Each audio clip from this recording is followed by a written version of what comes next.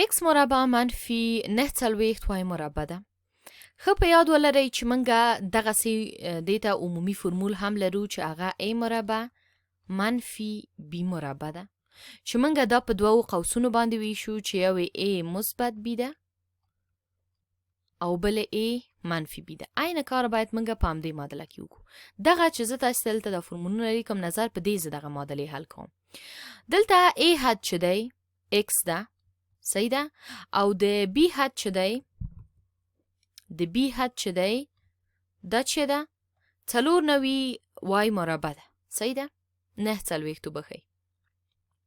نو اوس وګورئ دلته x مربع صحیح ده x مربع که موږ په دوه قوسونو باندې وویشو نو په هر قوس کې x راځي صحیح ده دلته هم x راځي دلته هم x راځي.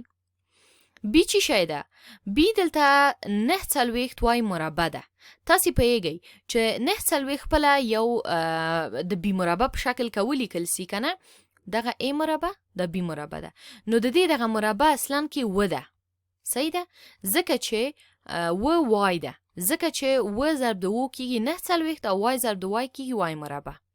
اوس چې دا یو منفي حالت کې ده نو یو قوس موږ مثبت نیسو بل قوس موږ منفي نیسو دې خاطره چې بیا ضرب سي موږ ته منفي 9 وای مربع راکړي صحیح ده. نو موږ چې شی پیدا که b موږ پیدا که b چې شی ده b و وای ده ځکه چې بیا b مربع چې شی راځي b مربع دغه عدد راځي نو دلته لیکو x مثبت و او x منفي و وای ورسره.